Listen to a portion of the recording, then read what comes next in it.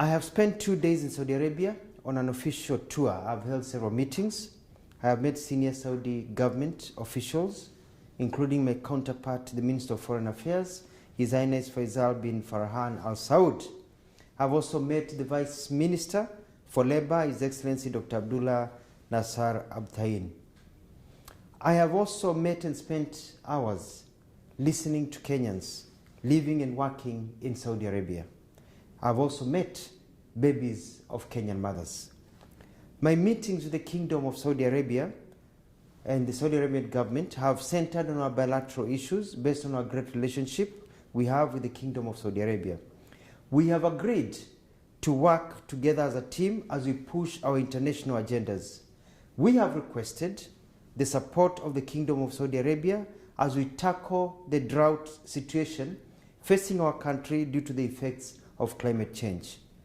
With His Highness Faisal, we have agreed to enhance our trade and investment and expansion of our tourism sectors. This will create more employment opportunities and increase the amount of money in the pockets of our people. The Kingdom of Saudi Arabia views Kenya as one of its top partners, and likewise we view Saudi Arabia as one of our major partners.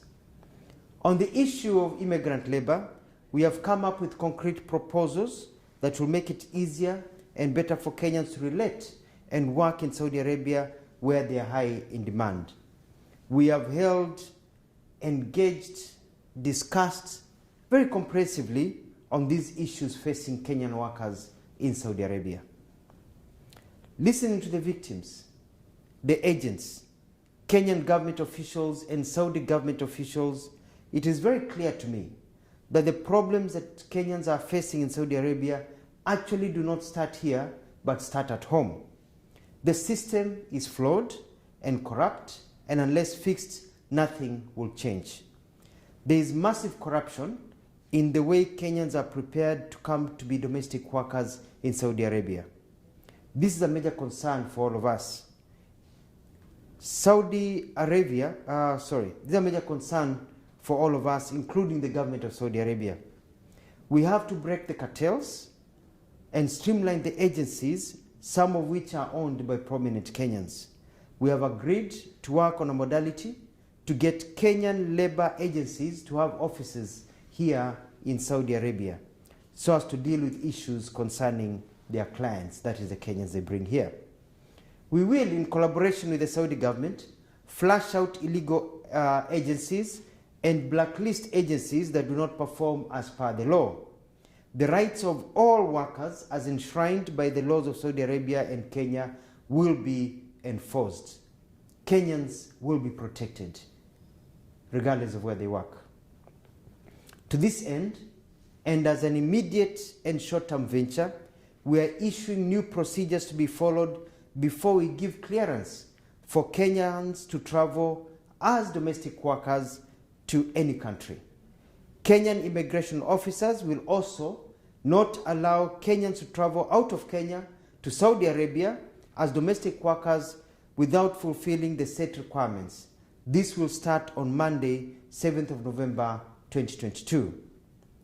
We have set up a joint technical team of Kenya and Saudi government officials to fast-track labor issues. They start their work in 2 weeks' time on the 17th of this month. We have also dedicated an emergency hotline for Kenyans in Saudi Arabia to call when facing any difficulties. The emergency hotline number at the Kenyan Embassy will be given. It is +966 500 755 060. On receiving a call, we'll take prompt action, including but not limited to engaging the Saudi government for the assistance. The idea is to ensure every Kenyan lives well, gets medical care, and also is listened to and taken care of. I have requested for an amnesty to be granted to Kenyans who have fallen out of status and who are hiding illegally and who are unable to access media care so that their documents can be made legal and others given passage to go home. This will be part of the discussion that our teams will sit down and discuss. The Kenyan government, my office, is also dispatching additional staff to the Riyadh embassy to assist in the process of legalizing Kenyans who are out of status and processing travel documents and other necessary work that needs to be done to help our Kenyans. Saudi Arabia has great potential and is a major market for our workers, and especially trained ones.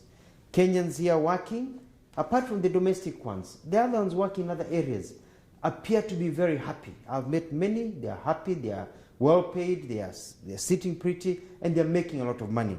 So we just need to fix the domestic part, workers' part, and everything will be flawless. And as I've said, we have noticed that the problem is not necessarily here in Saudi Arabia only, but the major problem is back at home with the agents and all the ukora that continues when they get here.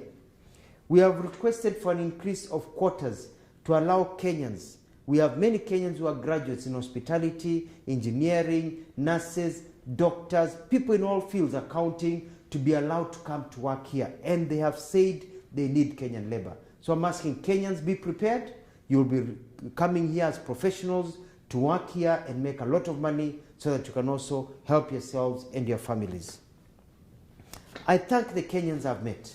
Kenyans, whether they be agents, Kenyans living here, professional work, Kenyans, domestic workers. I have listened to you. You've been very, very candid. My officials have been very candid. And I want to assure you that you have nothing to worry about. You have the hotline. Now you don't have to just depend on social media. You don't have to depend on your families. You can get your help directly from the Kenyan government.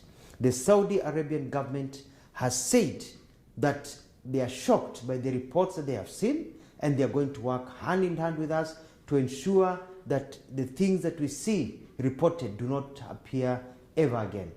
We have problems, yes, with the agents. We have problems also that face immigrants and diaspora when they go to different countries, but we can sort that out. And I'm glad the Saudi Arabian government is willing to help us be able to sort out all these problems that we are facing. I want to thank the Kingdom of Saudi Arabia for their candidates, for their candid and open bilateral discussions and their support.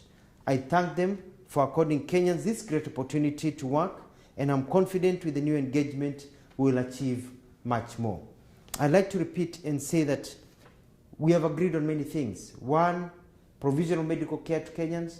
Number two, ensuring that the laws of Saudi Arabia are followed, especially by the agents and also by people who are employers of our people. Number three, we're increasing the quota so that we can get nurses, doctors, engineers, journalists, people who have skills, plumbers who want to work here in Saudi Arabia and make a lot of money. We have also noticed that the problem is stuck towards domestic workers. The system is changing, and we have worked on an agreement so that now they'll be announcing soon part of their program so that if you come to work for somebody and you want to move somewhere else, you can be able to shift. We've worked and talked about people, Kenyans, keeping their passports, and the law says they should keep their passports. The problem are the agencies, and we are going to fix that. We have also agreed that Kenyans, when they want to exit this country, have a right to exit this country, and our embassy here will be processing visas and ensuring that Kenya is able to go. Kenyans who have children, we've come up with a formula of being able to get children to also get permits to be able to leave the country so that people can be able to come home. In other words, it has been a wonderful visit. We've sorted out a lot of things. I've had numerous meetings with Kenyans, and I can tell them you now have a government that listens to you, you have a government that cares, and you have nothing to worry about. I'll be on top of things, and we are going to get permanent solutions to our challenges. Saudi Arabia, the nation, the Kingdom of Saudi Arabia, they're our friends. They care about us. They want to invest more in Kenya. They want more Kenyans working here. And they are also shocked by the stories that Kenyans have been telling. And we've narrowed down, especially our officers here. We've narrowed down, we know what the problem is, and I'm going to deal with it with my colleagues in cabinet to ensure it never happens again.